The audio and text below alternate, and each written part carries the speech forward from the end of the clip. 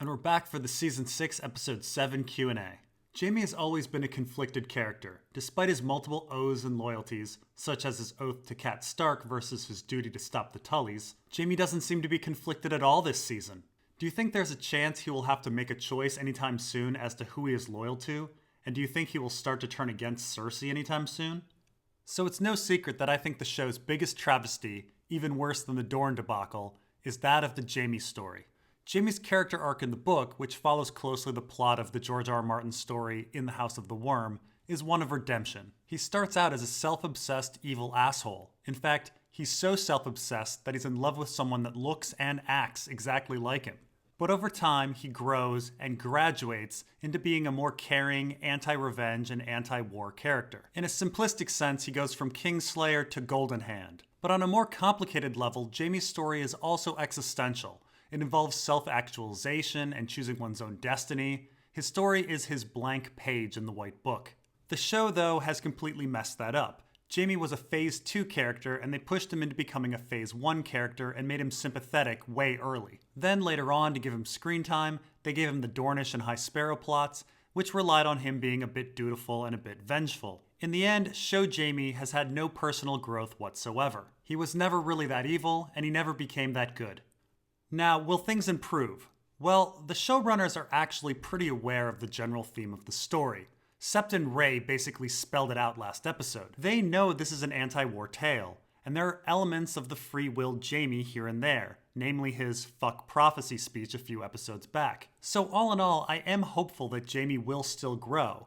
That is, from being loyal to the Lannisters to being loyal to humanity. However, that growth will never be as powerful as it is in the books because it hasn't been set up properly. For example, in both book and show, Jaime showed kindness to Edmure. However, in the book, that move is a pretty big deal, as it was Edmure who kept Jaime in a dungeon and nearly drove him insane. Book Jaime forgave Edmure. Show Edmure never wronged Jaime, so there's no power in Jaime showing Edmure kindness. As for turning on Cersei, although this is a huge moment in the book, I don't actually think it's necessary or vital for the Jaime story. Again, Jaime is about learning not to hate. He can do that with or without a breakup from Cersei.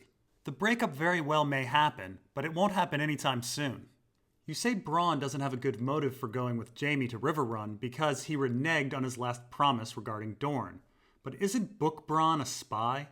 Yes, that is a pretty good point. In the book, I am pretty certain Bronn is a Varys crony. Among other suspicious activities, he introduced Tyrion to Shay, a woman that allowed Tyrion to become indebted and controlled by Varys. But even if Bronn isn't a Varys crony, he's likely a somebody crony. So yes, if show Bronn is somebody's crony, it would make sense for him to follow Jaime. Is Davos the little girl's whisperer? I definitely thought this as well. Despite Shireen and Lyanna Mormont being so completely different, it was difficult not to notice that Davos has an immediate rapport with Lyanna, reminiscent of Shireen. I guess all that time around Shireen paid off. If it is intentional, it was a nice touch by the showrunners. How come no house is raising concerns about Jon deserting the Night's Watch? We basically see in the first episode of the show what happens to deserters, and yeah, we all know he died and fulfilled his oath, but even that should raise a lot of eyebrows, methinks. Jon's return and desertion is going much differently than I expected. I was actually expecting Jon to be worshipped a bit after returning from the dead, at least by the wildlings, and this would parallel the Dany situation. Weirdly, this hasn't happened. No one wants to worship him, no one wants to kill him, no one really cares. Everyone has essentially forgotten that Jon has come back from the dead.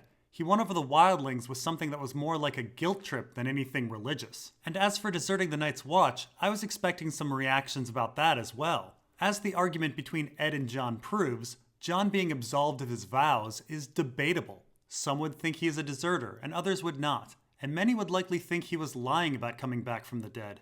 If we had to search for an explanation, I would have to say that our sample size is too small to know what's going on in the minds of the Northern Lords. Lyanna was perhaps too young to think of execution, and we simply don't know how the Hornwoods and the Masons were won over. Perhaps they don't even know that Jon is part of the fight.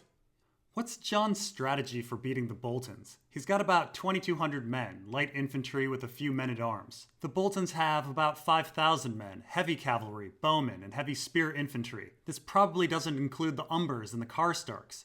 Maybe Jon's counting on Woon Woon to make up the difference? Jon's attack on Winterfell frankly doesn't make any sense. and it didn't make any sense when Stannis tried the same thing last season. Keep in mind, this lack of logic essentially made me believe that Stannis had something else up his sleeve.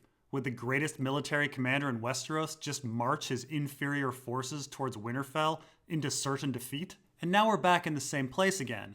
Why would Jon just march his inferior forces towards Winterfell into certain defeat? Is he trying to get everybody killed? This makes me again question whether Jon is Jon. Of course, if this isn't Jon and he's looking to get people killed, why was he so hesitant to go to war until the pink letter? I simply can't make sense of Jon's motives. He lacks logic for a real Jon. He lacks logic for a fake Jon. Are we supposed to know why Sansa is keeping the Knights of the Vale a secret from Jon and Davos? I have no clue why she's doing this. I'm pretty baffled as well. It may be that Sansa feels ashamed that she is relying on Littlefinger, a man who sold her to Ramsay. However, the secret is going to come out eventually, so I don't really see what the point is. Additionally, Jon and Davos really don't know who Littlefinger is, other than what Sansa has told them herself. So I'm not sure why Sansa would hide her communication with Littlefinger. I suppose there's a really outside chance that Sansa fears that Jon is going to steal her birthright or Rickon's, but she wasn't very secretive about trying to secure the Blackfish. So yeah, I'm pretty stumped. How does Jon and all these other families in the north not know about the huge army from the Vale stationed at Moat Cailin? They have to have the largest army left in Westeros, but somehow they sneak around like ninjas? Littlefinger is the best general in Westeros if he can hide 5,000 to 10,000 men for weeks and nobody knows. This does seem a bit ridiculous. We know from Braavos that merchants love to gossip. It's hard to believe that not a single man has crossed the neck for weeks, if not months. Possibly the largest standing army in Westeros is sitting at a critically important juncture of Westeros, and this doesn't make the news. Not in King's Landing, not at the Twins, not in the North. And there's not a single spy in the entire Vale army? They're pretty damn loyal. Preston, do you think Littlefinger is going to betray Sansa or Sandra Stark after bringing the Knights of the Vale to the fray against the Boltons? Do you think the Knights of the Vale and the leftovers from Stannis' army will come to Jon's aid if a bastard bowl does happen? Well, I feel like some twist has to happen. Right now we're being told that Jon and Ramsay's armies will fight, and the Knights of the Vale will sweep in and rescue everyone. Granted, the last part was presented somewhat secretly, but still, everything else points to this happening. Yet announced plans never happen. Even D&D know this. Jaime announced that he was going to rescue Marjorie, and then there was a twist. Arya announced that she was going to kill Lady Crane, and then there was a twist. Sam announced Gilly would stay with his family, and then there was a twist. Littlefinger and Sweet Robin announced that they were going to rescue Sansa. So what's the twist? Well, if I were writing things, I would show the Vale army marching and preparing for battle. Then I would have Stannis' secret army come in at Winterfell instead of the Knights of the Vale. Meanwhile, I would have the Knights of the Vale take somewhere else, like the Twins or Riverrun. But that's just me. What will the actual twist be?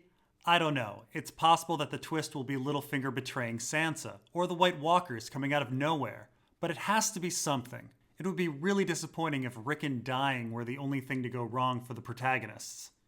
What the heck is going on with Arya? It's like we skipped a major section of the story between episodes 6 and 7. So do you think Jaqen or someone else is faking Arya? Could the Waif not be real but a split personality as nobody else seems to notice her when she beats up Arya with a stick? I'm wondering why no one is postulating that the sequence with Arya might be a dream.